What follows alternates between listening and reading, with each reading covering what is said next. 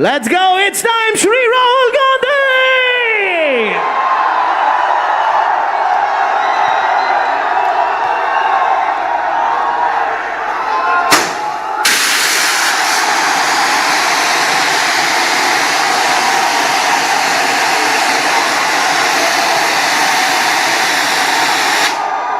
Oh my God.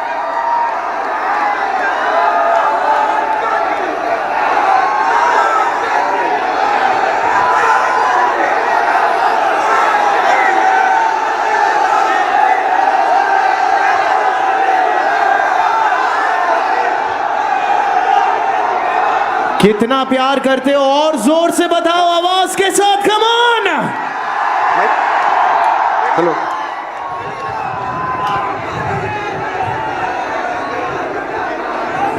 Good evening.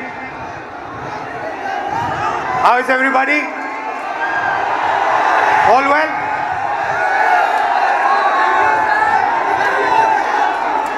I'm very happy and honored to come to stand here in front of you, in front of you and Gota. And the reason I've come, I want to make absolutely crystal clear that this is not a political meeting. This is a meeting about you, about the young people who are struggling to get a future. I will not say the words BJP, Congress, politics, elections. They will not come out of my mouth this evening. This evening is about you. It is about what you're facing.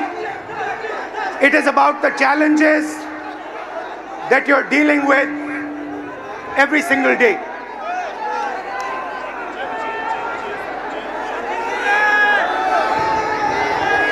Some time back, I walked from Kanyakumari to Kashmir. 4,000 kilometers रास्ते में आप जैसे लाखों युवाओं से मैं मिला, हजारों युवाओं से मेरी बात हुई, डिस्कशन हुआ, और मेरा एक ही सवाल होता था, आप क्या करना चाहते हो? मुझे 5 जवाब मिलते थे, छठा जवाब नहीं मिलता था। Engineer, doctor, lawyer, IAS, or then forces.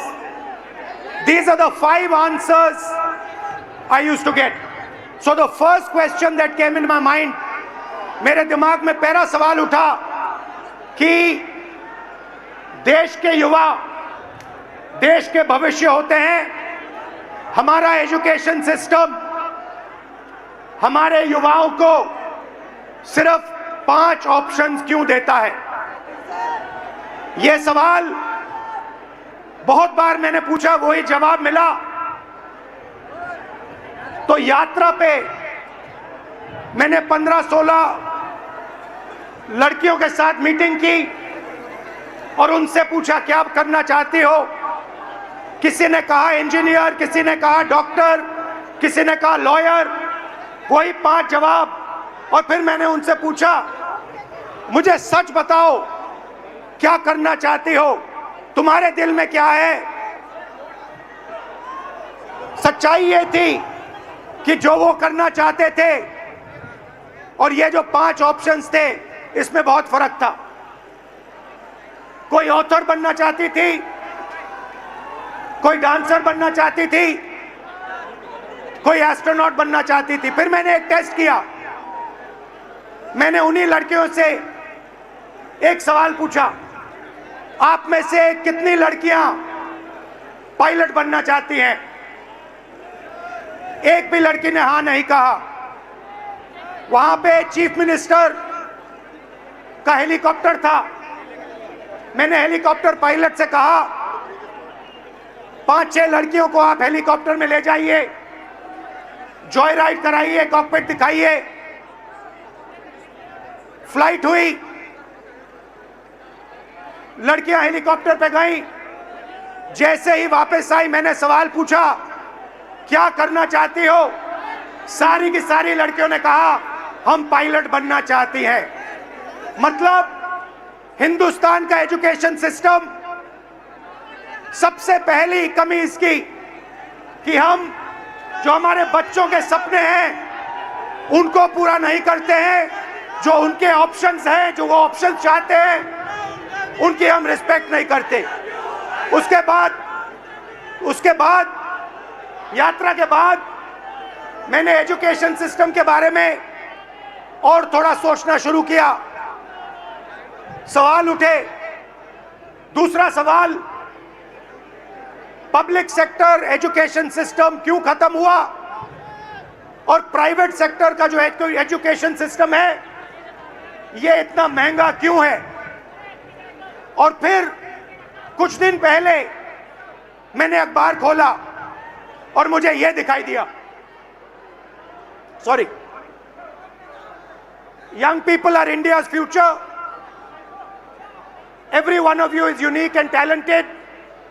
India succeeds if you succeed, and India has a duty to protect every single young Indian person, every single student. खैर, कुछ दिन पहले मैंने अखबार खोला और मुझे यह देखा अखबार में, पता नहीं आपने ये चिट्ठी देखी है या नहीं देखी है? देखिए आपने ये चिट्ठी?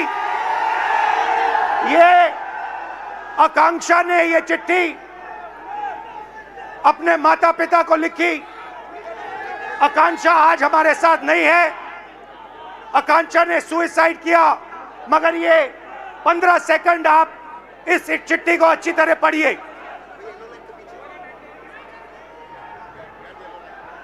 ये आकांक्षा डॉक्टर बनना चाहती थी। इनके पिता से कुछ दिन पहले मेरी बात हुई। पैरालाइज्ड हैं, कर्ज लिया। आकांक्षा का नीट का पेपर लीक हुआ और आकांक्षा कहती है, लास्ट लाइन में आपके लिए पढ़ूंगा, सॉरी मम्मी पापा, मैंने सब बर्बाद कर दिया आप दोनों का। मैंने सब बर्बाद कर दिया आप दोनों का। सच्चाई ये है कि ये आकांक्षा की गलती नहीं थी। ये आकांक्षा के माता पिता की गलती नहीं थी। ये एजुकेशन सिस्टम की गलती थी। हिंदुस्तान का एजुकेशन सिस्टम अपने बच्चों को प्रेशराइज करता है, स्ट्रेस देता है, दबाता है, कुचलता है, और ये देश के लिए सही नहीं है।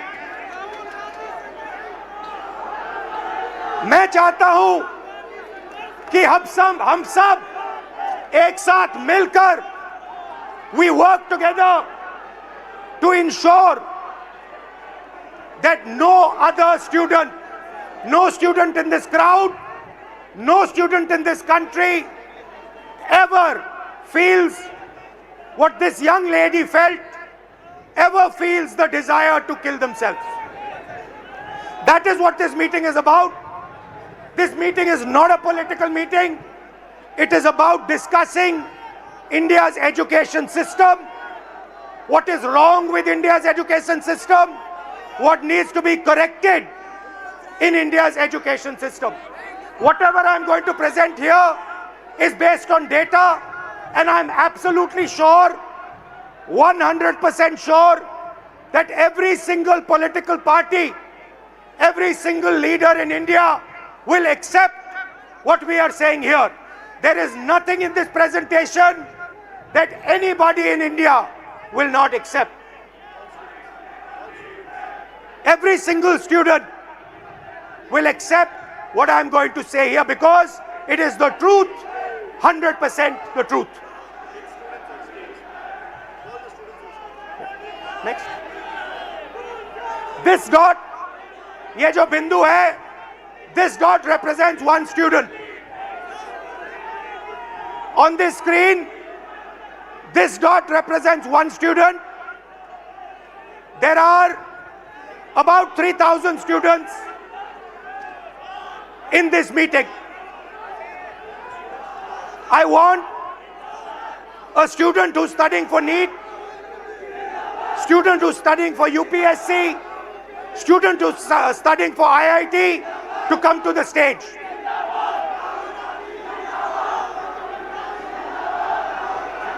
Can you tell them not to do naras? I'll do it right away. How are you? I'm good. Check. Okay. सबसे पहले Is the mic working? सबसे पहले Mic working? एक सेकेंड सर ने भी एक बड़ी प्यारी सी रिक्वेस्ट की है। एक सेकेंड हमने आने के पहले क्या कहा था? हम पढ़े लिखे स्टूडेंट्स हैं, नारेबाजी करने नहीं आए हैं। देश का फ्यूचर बदलना है तो पहले सुनना पड़ेगा। Listen and then change. अभी कोई नारेबाजी नहीं, सर बात कर रहे हैं, सर कुछ बोलना चाह रहे हैं। अब पहले कुछ बच्चों को बुलाते हैं जो आप ही लोग के बीच में से आए हैं। आपके नजदीक कोई नारेबाजी करे तो बोलो ठीक है भाई 5 मिनट बात करना, अभी रुक जाओ। Let me call upon sir, we have some kids who would like to come up and want to share their stories with you. So ये randomly हमने select किया था, इनका enthusiasm देख के we have Soumya Meena, Sania Gupta, Himanshu Dangi, Hanshvi and Zishan Alam. Please join us on stage, guys. Please join us. Hello. Nice to see you. Thank you, sir. Hello. Nice to see you. What's your name? Soumya. Himanshu. No, it's Hello, sir. Guys, go ahead, please. just introduce yourself. Hello, everyone. Myself, Soumya Meena. Hello, everyone. Myself, Soumya Meena, and I'm a JEE aspirant. Hello, I am Sania Gupta and I am preparing for NEET exam. Hello, my name is MD Zishan Alam. I'm preparing for NEET. Hello, my name is Himanshu Dangi और मैं भी आपके जैसे एक NEET aspirant हूँ। Hello, my name is Hansvi and I am a UPSC aspirant. So why NEET? Why did you guys choose NEET? Sir, जो NEET है, doctor, सबसे पहली बात तो डॉक्टर एक बहुत बड़ा टर्म है। किसी भी मतलब जैसे अभी कोई बीमार हो गया तो किसी भी एक बंदे की लाइफ हमारे हाथ में होती है। मतलब अभी तो मैं नीट के लिए तैयारी कर रहा हूँ, तो जैसे नीट का पेपर लीक हुआ तो पूरी होप टूट गई है। डॉक्टर बनने के लिए आदमी, कोई भी व्यक्ति इतना मेहनत करेगा, 2-2, 3-3 साल मेहनत करेगा, फिर पेपर देगा वो, और फिर उसको बता दिया जाता है कि तुम्हारा पेपर लीक हो गया और फिर तुम्हें वापस पेपर देना है, तो होप टूट गई। तो आपके अंदर जो भावना थी, आपके अंदर जो भावना थी, लोगों की मदद करने की भावना थी, आप क्यों कर रही हैं? मैं तो JEE कर रही हूँ, हाँ। इंजीनियर। तो इंजीनियरिंग तो मैं सिर्फ इसलिए कर रही हूँ कि अच्छा मेरे को एक्सपोजर मिले कॉलेज में जाके, जैसे कि हायर कॉलेजेस है, IIT बॉम्बे हो गया, IIT दिल्ली हो गया, तो वो काफ़ी अच्छे कॉलेजेस हैं जिसमें आगे जाके हमें इंजीनियरिंग में नहीं बाकी और चीज़ों में भी बहुत सारी अपॉर्चुनिटीज़ मिलती है। तो मेनली तो मैं अभी एक्सपोजर के लिए कर रही हूँ। और आपका? Sir, actually, I have always been interested. I'm a very social person. So I think UPSC would genuinely help me engage in society and make policies and decisions. And you?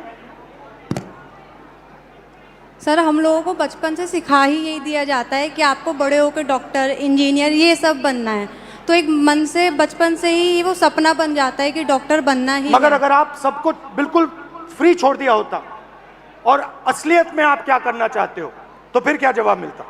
Sir, मेरे को dancing में बहुत शौक था। आपको dancing में शौक है, आपको? सर, हमको डॉक्टर ही बनना था। मेरे जो अंकल थे वो हार्ट अटैक से डेथ कर गए थे 2019 में, तो इसीलिए मैं मतलब अर्जेंट मतलब वो उन्हें नहीं मिला, तो इसी की वजह से वो डेथ कर गए, तो बस इसी के कारण मैं डॉक्टर बनना चाहता हूँ। और आप? अगर आपको पूरी फ्रीडम दिया गया तो क्या करोगे आप? सर, नीट ही करोगे, डॉक्टर ही बनोगे? सबसे पहली बात तो ये कि जैसे कि मैं कुछ पढ़ रहा था तो मुझे पता चला कि सिर्फ 5 चीज़ें, 5 प्रोफेशंस जो लोग बस देखे देखी फॉलो कर रहे हैं: डॉक्टर, लॉ, इंजीनियरिंग और मैं भूल गया थोड़ा सा, सॉरी सर। Relax relax. तो अब कोई लोग खुद से पीछे करते हैं, मतलब ऑप्शंस नहीं है। सबसे पहली बात, मेन बात ये है। तो अगर आप नीट की तैयारी कर रहे हो, हाँ, अप्रोक्सीमेटली कितना पैसा लगता है beginning to and?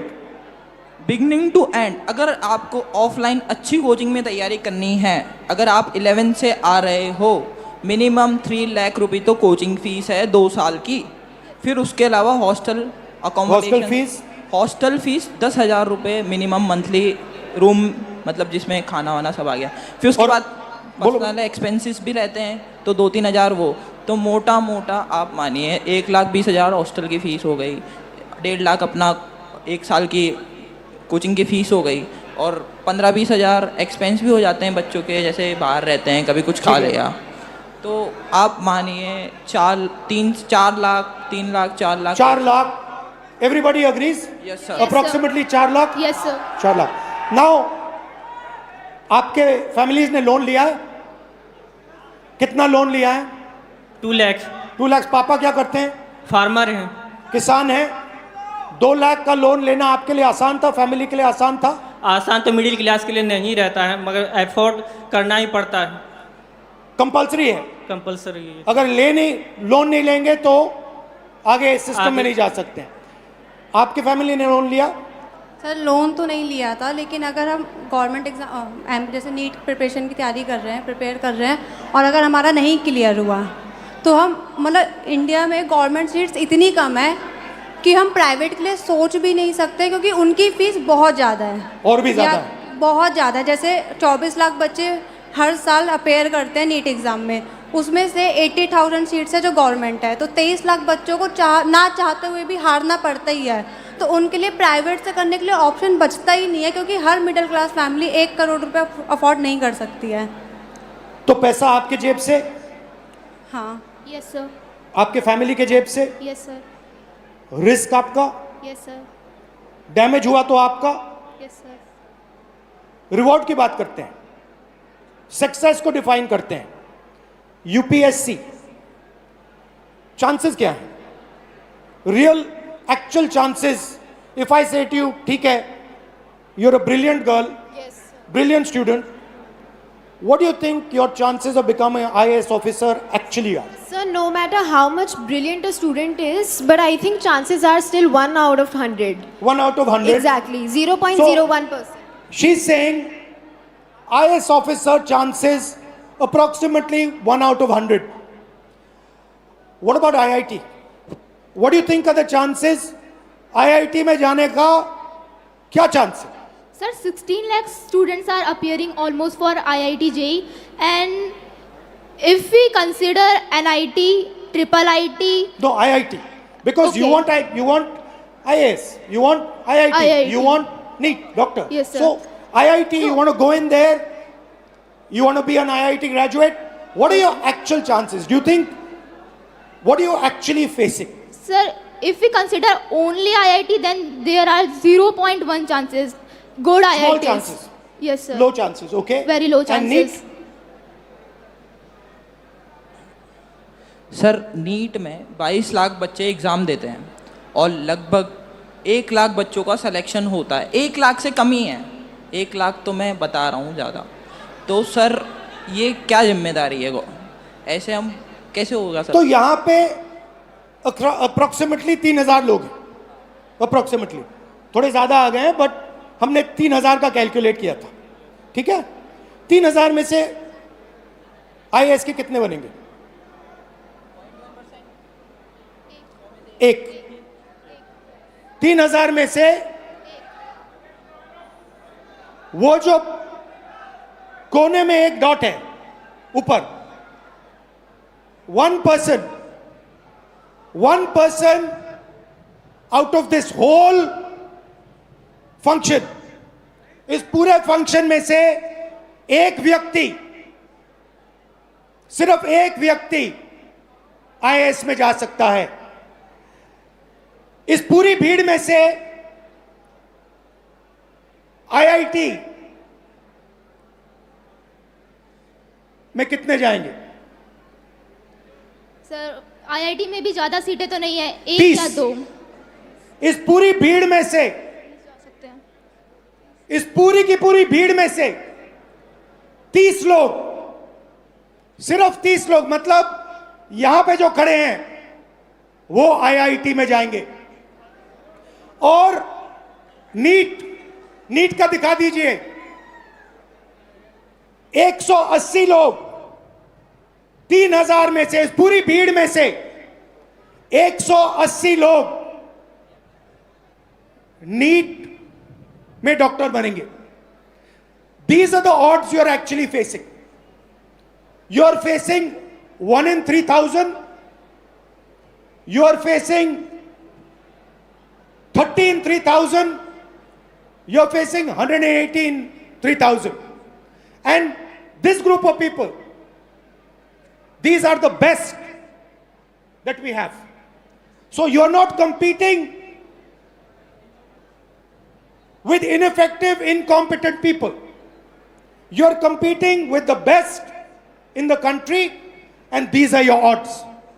I think this is a crime. I think this is an insult to every single young person in this country. These are not the odds that our young people should be facing. You are very brave. You are very strong. That's a different matter. But this is stressful, this is unfair, and this is brutal. The Indian education system is a rejection system. It is not a selection system. That is the fact that we are facing. Right? Do you agree with this? Yes, sir. Now, I don't mean to discourage you, because you should dream. And I'm pretty sure that you will succeed. Right? But what I want to tell this country is that you are facing extremely difficult odds. That is why we had the tragedy that we had.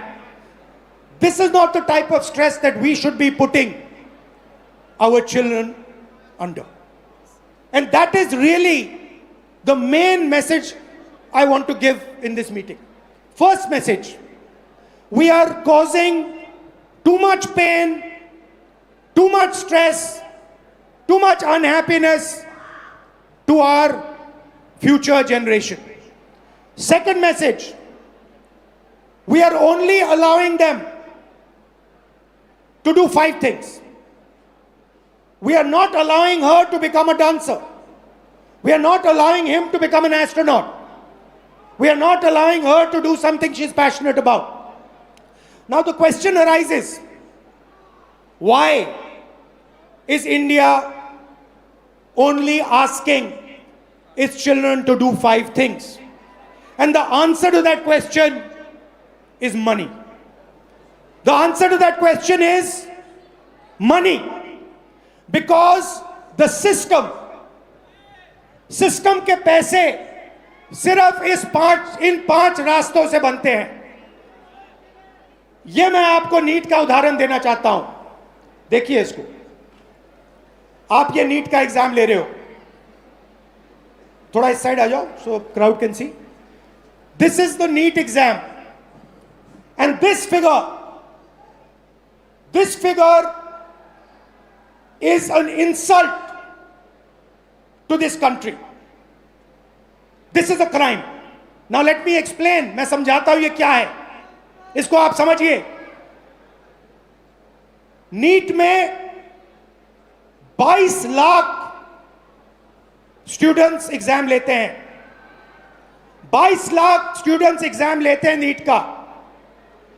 उनकी families में से, आपकी family में से 1.32 लाख करोड़ रुपए हर साल लिए जाते हैं. 1,32,000 करोड़ रुपए 22 लाख परिवारों के जेब में से खींचा जाता है. भाई और बहनों, जितना पैसा एक साल में ये 22 लाख लोग देते हैं, उतना ही पैसा हिंदुस्तान की सरकार अपने पूरे के पूरे एजुकेशन बजट में डालती है। 22 लाख लोग एक एग्जाम के लिए एक साल में उतना पैसा देते हैं जितना हिंदुस्तान की सरकार अपने पूरे के पूरे एजुकेशन बजट में डालती है। आप सोचिए इसके बारे में। बट बात यहां नहीं रुकती, बात इससे बहुत आगे जाती है। यह देखिए, 5 सबसे बड़े एग्जाम, यह आपका सपना है। यहां पे जो भी युवा आए हैं, यह आपका सपना है। SSC, UPSC, RRB, JEE, NEET, these are your dreams.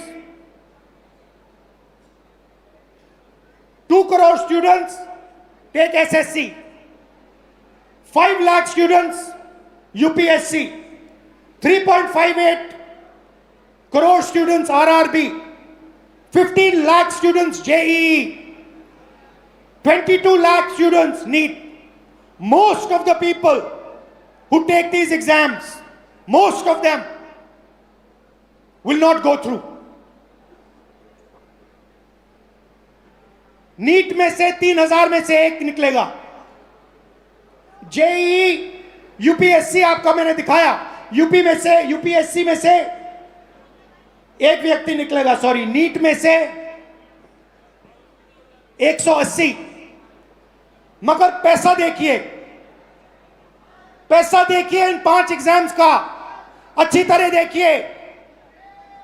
5 exams, Gen Z families, 3.5 lakh crore रुपया आपके जेब में से निकलता है, आपके परिवारों के जेब में से निकलता है, लोन से निकलता है, दर्द से, दुख से निकलता है।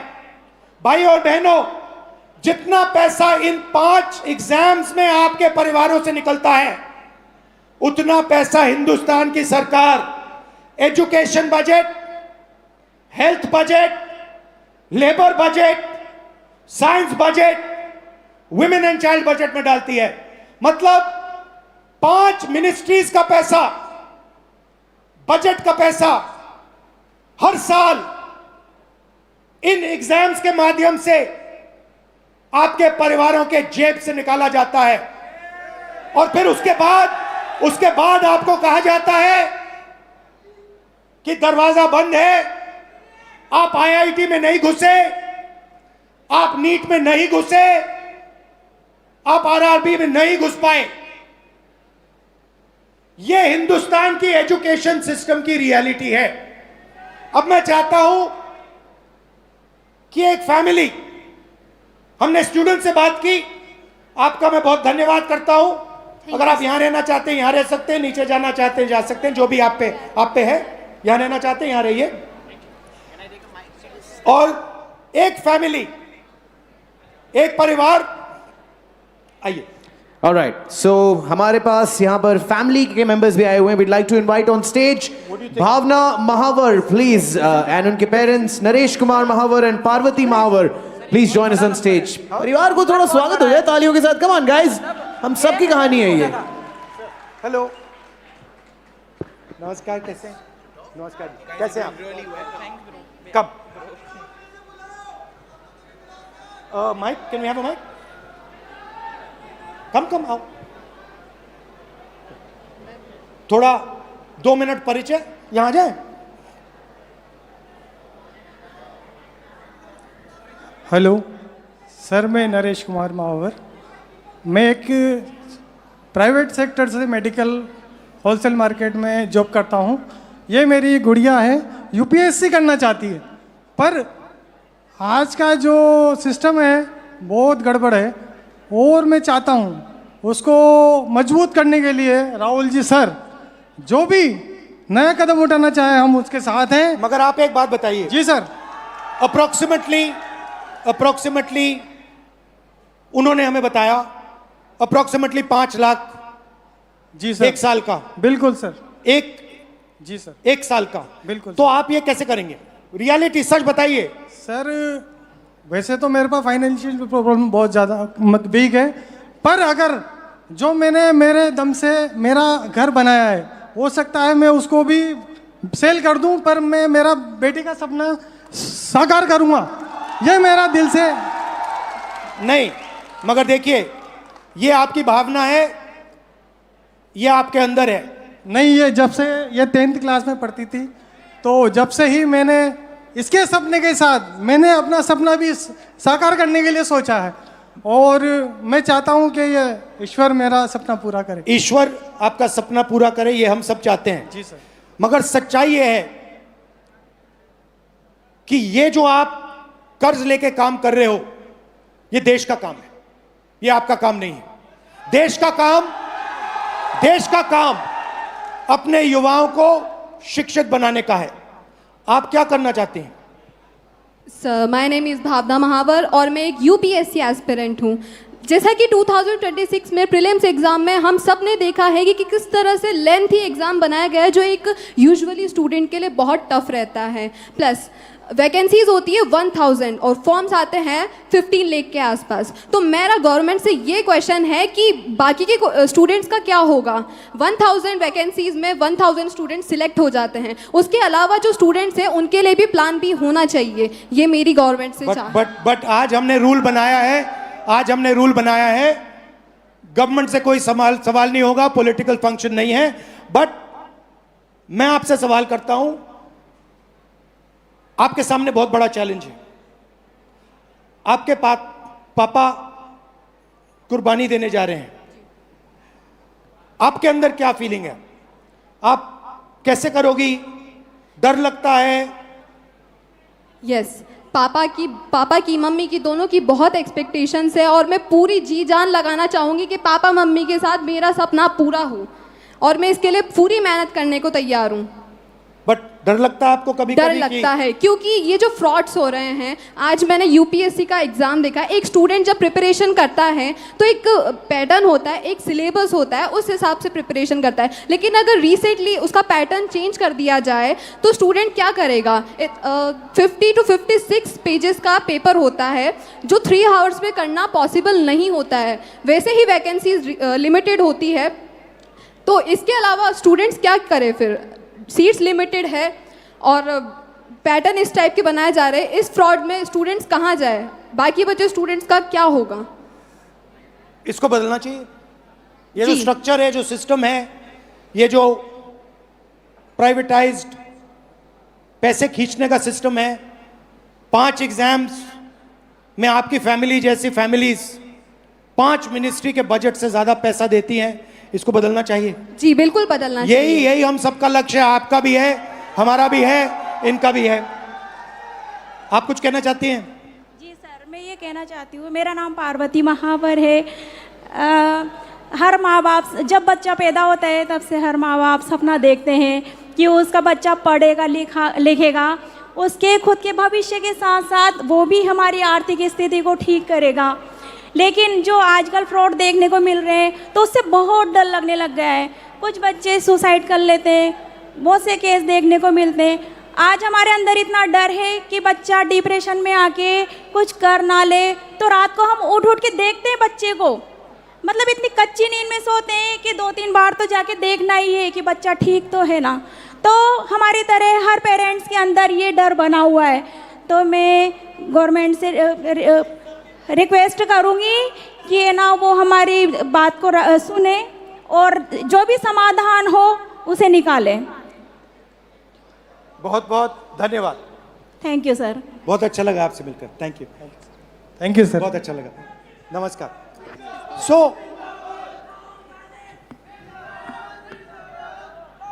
तो ये थैंक यू। तो ये है हिंदुस्तान का एजुकेशन सिस्टम। इसको देखिए अच्छी तरह।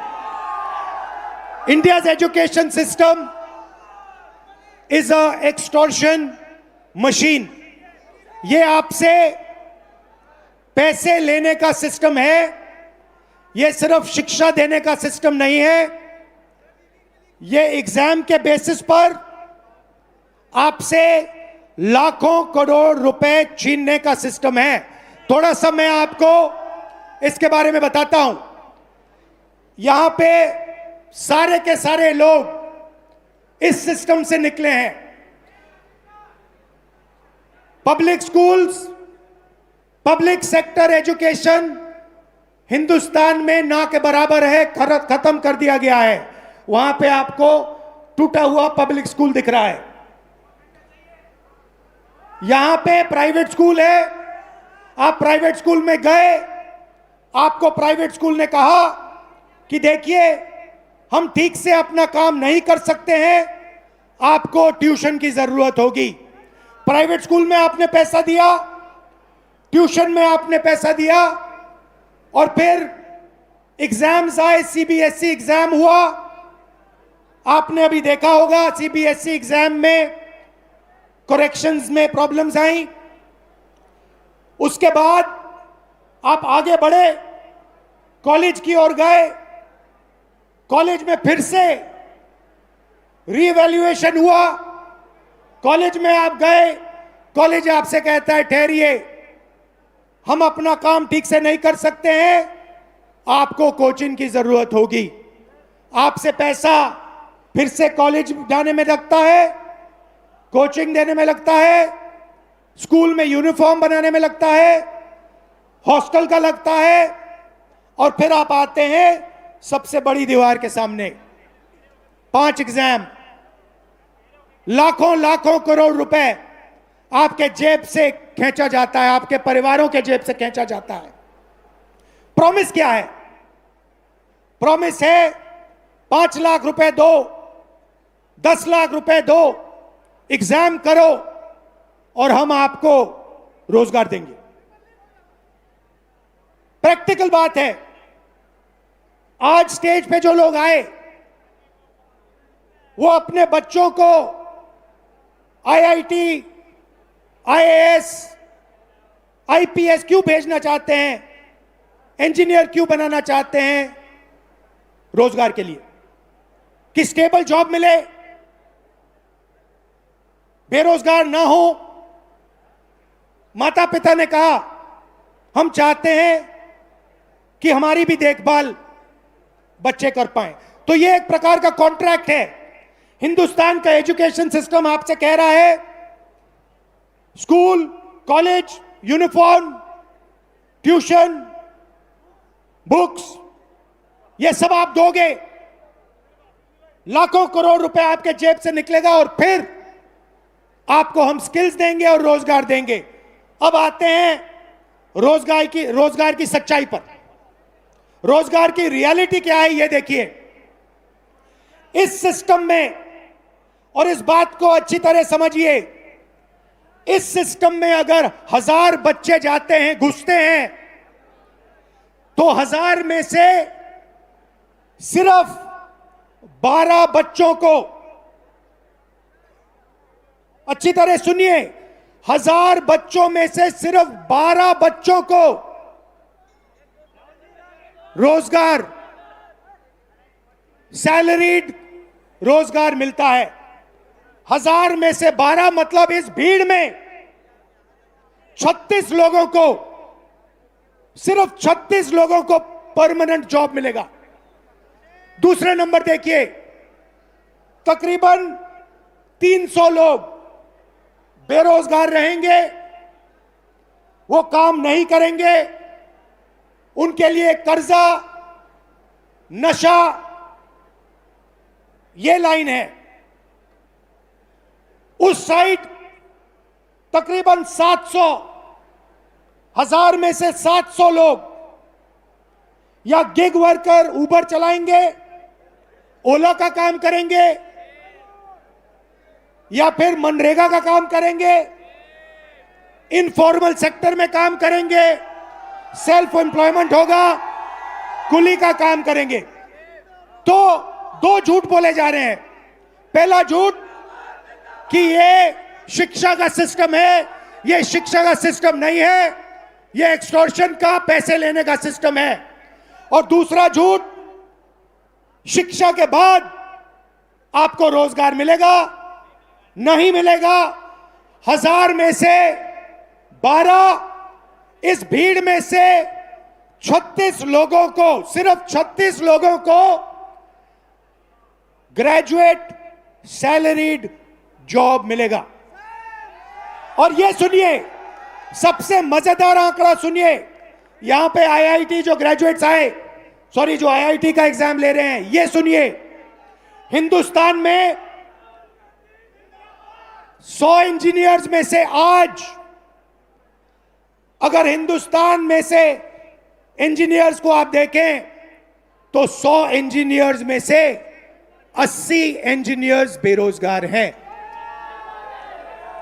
तो हमारा कहना क्या है, हम अभी आज राजनीतिक बात नहीं कर रहा हूं, मैं हिंदुस्तान के भविष्य की बात कर रहा हूं, आपके भविष्य की बात कर रहा हूं, आपके फ्यूचर की बात कर रहा हूं, देश के फ्यूचर की बात कर रहा हूं। हमें इस सिस्टम को बदलना होगा, हमें इस सिस्टम को बदलना होगा और इस सिस्टम को ठीक करना होगा। शिक्षा के सिस्टम का क्या मतलब होता है? The education system we want allows you, every single Indian, to dream big. जो भी आपका सपना है, बड़ा से बड़ा सपना, वो आपको देखना चाहिए। एजुकेशन सिस्टम का दूसरा काम, जो भी आपका सपना है उसे पूरा करने का काम हिंदुस्तान के एजुकेशन सिस्टम का होना चाहिए। और तीसरी बात, सबसे जरूरी बात, आपका सपना पूरा करना मगर लोएस्ट कॉस्ट पे, बिना आपके जेब से लाखों करोड़ रुपए छीनने के से करना चाहिए। ऐसा सिस्टम हम चाहते हैं, इसलिए हमने ये पहली मीटिंग की है। आपका मैं दिल से धन्यवाद करना चाहता हूं, आपके सुझाव चाहता हूं, आपके ओपिनियन चाहता हूं, आपका इनपुट चाहता हूं। ये मूवमेंट है, इसकी शुरुआत है, आप मूवमेंट को ज्वाइन कीजिए, हमें बताइए किस प्रकार से हम इस सिस्टम को बदलें, क्या आपका ओपिनियन है, क्या रास्ता हिंदुस्तान को लेना चाहिए।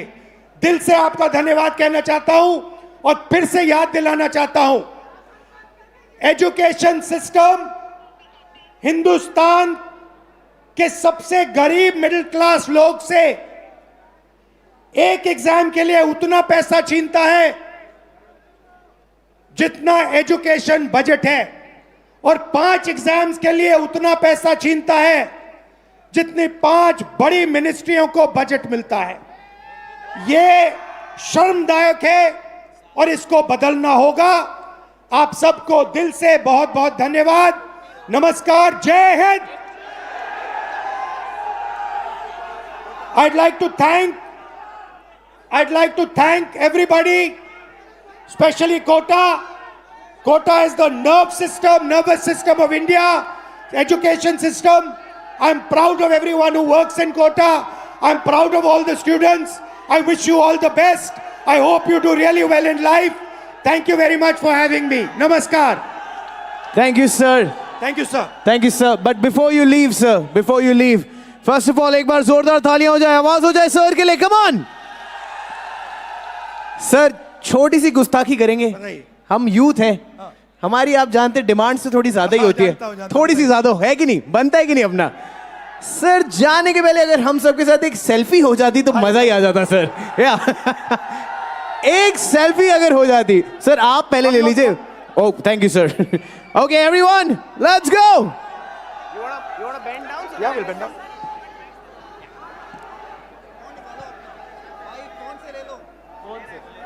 फोन से ले लो।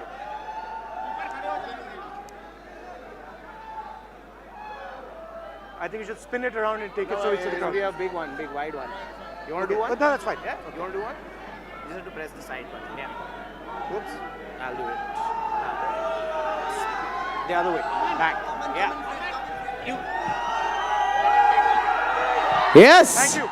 And sir, also once again, as we said, Did you like it? we love it. We love it, sir. All the best. And before that, before you leave, sir, 21st is the NEET exams. If you can wish all our dear friends. Best of luck to everybody for the NEET exam. I hope you all do well and serve India. Thank you. Love you. Thank you, sir. And this is from the youth, a shake hand and a high five to you, sir. We love you. Thank you so much, sir. Thank you. Everybody make some noise for Shri Rahul Gandhi.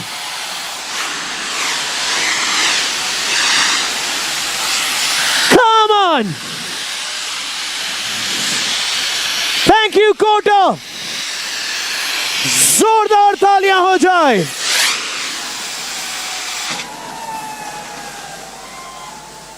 Thank you so much, Kota. To all the students, to everybody.